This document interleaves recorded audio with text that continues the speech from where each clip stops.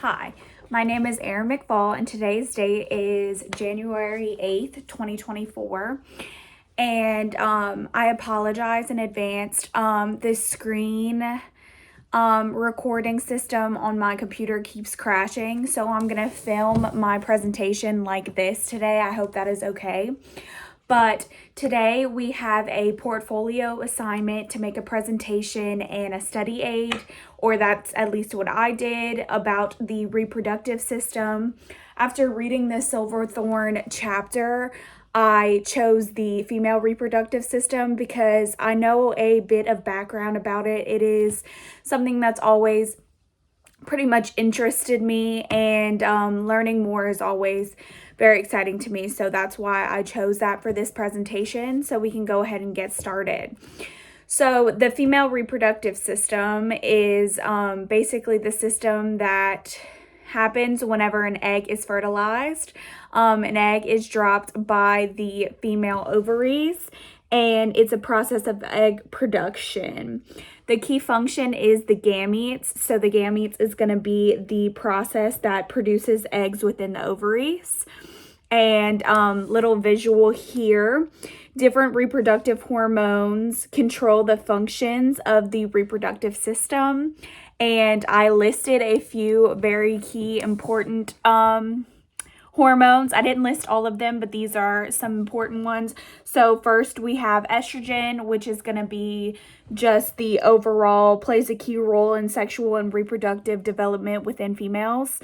Progesterone is the pregnancy hormone, kind of helps with lactation, that type of thing, gets the uterus ready for pregnancy, makes a strong uterus to hold a fetus. And lastly, I put the luteinizing hormone, which is the fertility hormone. Sadly, some women are lacking this hormone within their bodies, and that's how fertility specialists and hormone therapy has become a thing, because everybody has the right to try to get pregnant. So to give a bit of a background of all of the key features of the female reproductive system, I've made a key functional element list. So to get started, we have the ovaries, which are right here. The ovaries are glands on both sides of the uterus, and they produce and store eggs. Next, I have the uterus, which receives a fertilized egg and protects a fetus while it grows and develops. Next, we have the fallopian tubes, which are found on both sides of the uterus, and they're right and connected to the ovaries. And they're the two tubes where the eggs travel from the ovaries to the uterus. Next, we have the cervix, which the cervix is a passageway for different fluids, stuff like that. And this is what really opens up and allows for pregnancy or childbirth to happen. Lastly, on this list, I have the vagina, which is the passageway for bleeding during a woman's menstrual cycle, and also the passageway for childbirth. Next up, we have a slide on menstruation, which is, more commonly known as a period within the female reproductive system. It is when an egg is not fertilized by the male sex component named the sperm.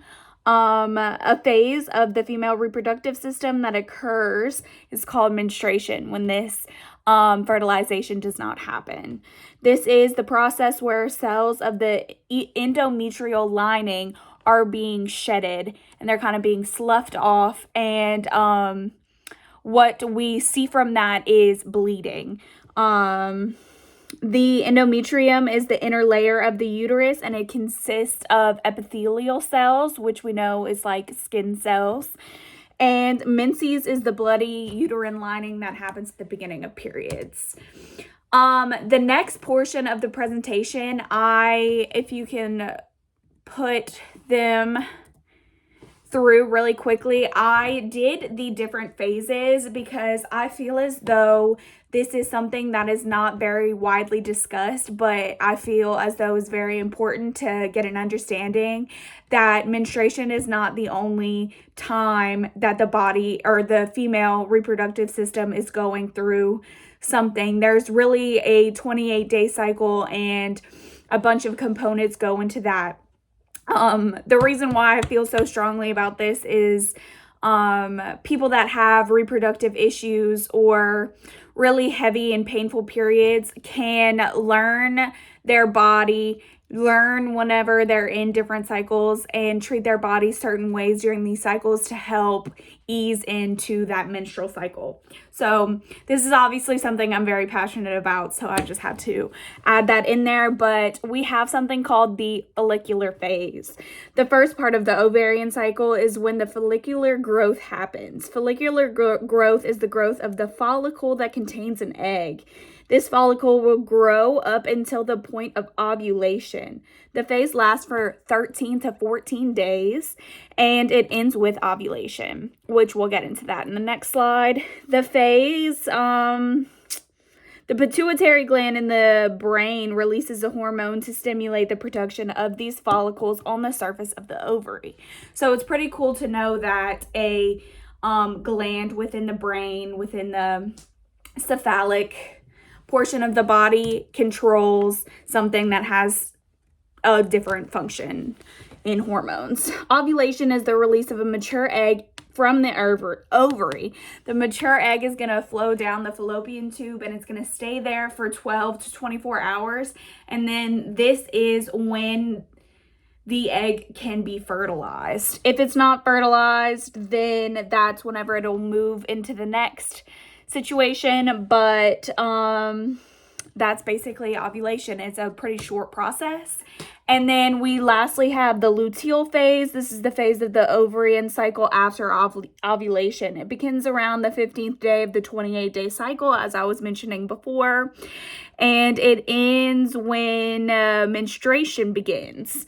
The luteal phase is in charge of preparing the uterus for pregnancy by thickening the uterine lining. This happens through secretion of progesterone and estrogen, which we mentioned earlier. So this is what's going to thicken this uterine lining.